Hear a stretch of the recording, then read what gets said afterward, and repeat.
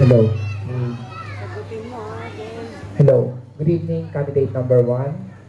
Evening din po. Kamusta ka ngayon? Buti naman po. Kinakabahan? Di po. Okay, buti ka pa hindi. Kami kinakabahan kami.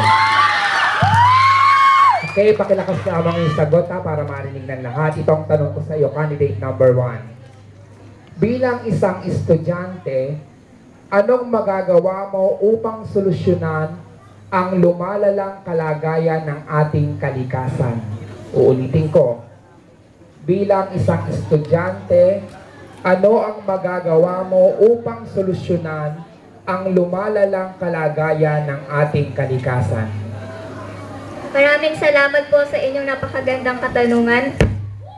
Bilang pong isang estudyante, tutulong po ako para palinis ang ating kapaligiran.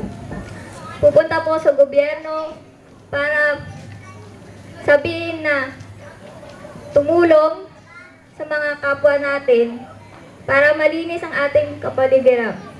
Yun lang po at salamat. Thank you very much, candidate number 1. May I call on candidate number 2.